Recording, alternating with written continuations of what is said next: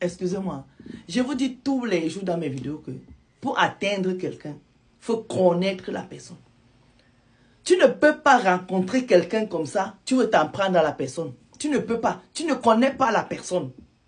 Tu ne connais pas la force de frappe de la personne. Donc tu ne peux pas t'hasarder. C'est pour ça que je dis, souvent pour atteindre les gens, on passe toujours par les proches. C'est toujours nos proches qui vont nous déposer à la verdict populaire. Oui, oui, oui. Parce que quand les gens ne te connaissent pas, ils ne connaissent ni ton devant ni ton derrière. Ils ne connaissent pas jusqu'à quel niveau ton dos est large. Ils ne peuvent pas te chercher des noises.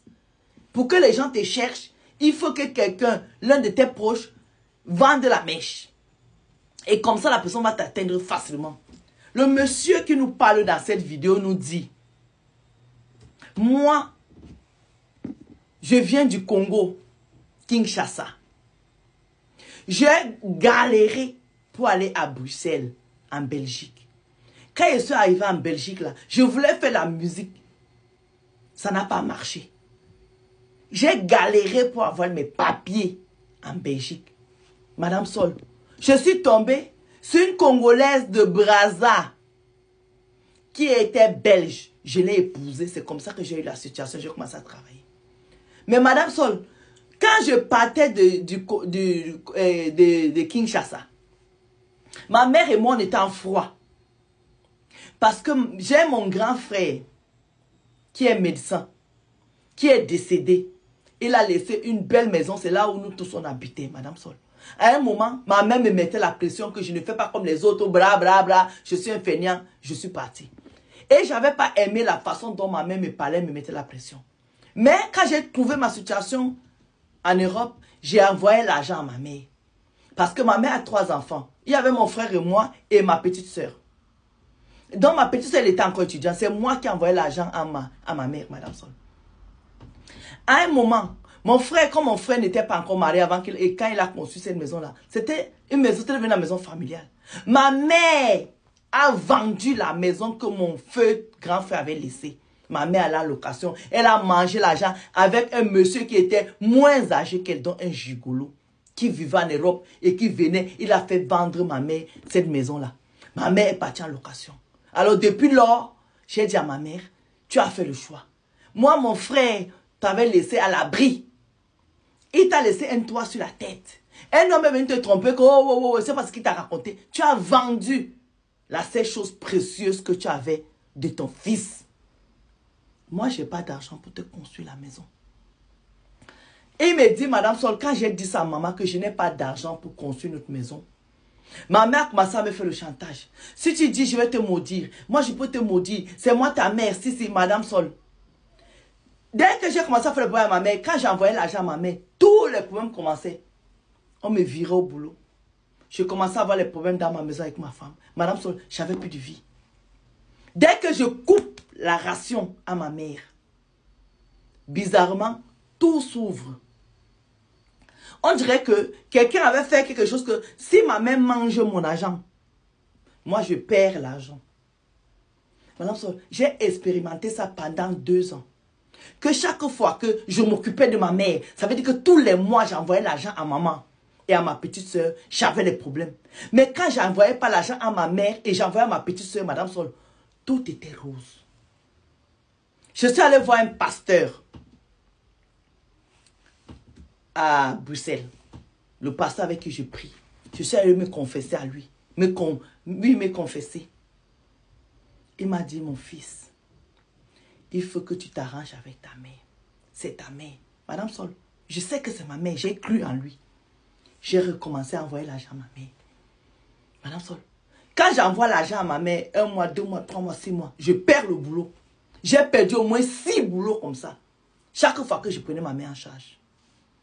Je suis allé voir un autre pasteur. Je lui ai dit, j'ai un problème.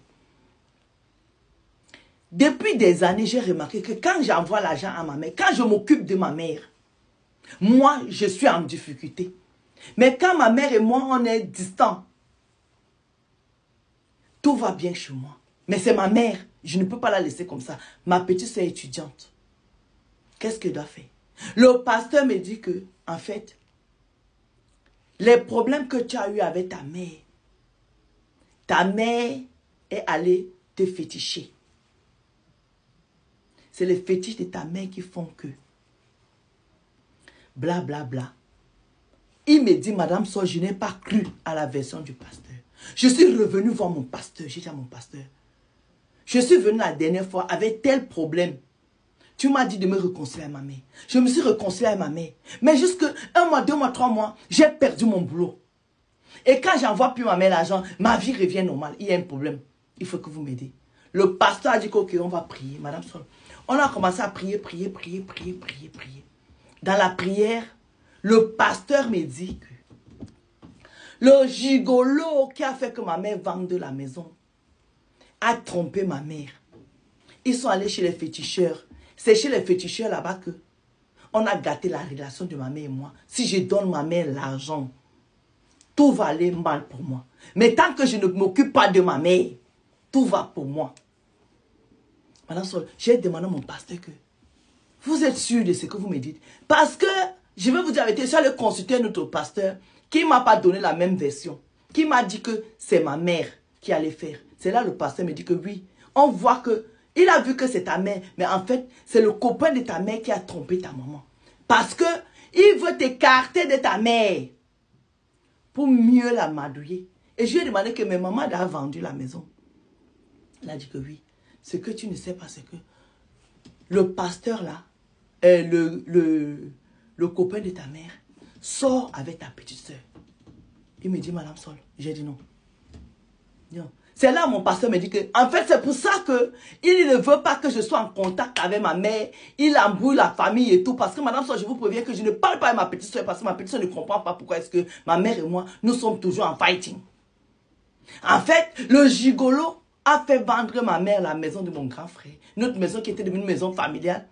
Et il prend ma petite soeur et ma mère. Les deux sont devenus ses femmes. Alors, pour que je ne vois pas ça, il faut m'éloigner. Madame Sol, j'ai laissé mon pasteur. Je suis allé trouver une femme, pasteur ou c'est évêque ou bien c'est quoi, en Hollande.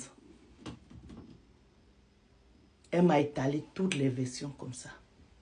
Madame Sol, j'ai coupé les ponts avec ma mère et ma petite soeur. Aujourd'hui, tout va bien pour moi. Mais j'ai un problème. Parce que le pasteur que j'ai appelé là-bas et mon pasteur et l'évêque, les trois m'ont donné la même version. Que tant que je m'occupe de ma mère, tout va aller de mal pour moi. Madame Sol, toutes les prières que les trois ont priées, rien ne s'est passé. Tant que je donne ma mère 5 francs, je suis dans les problèmes.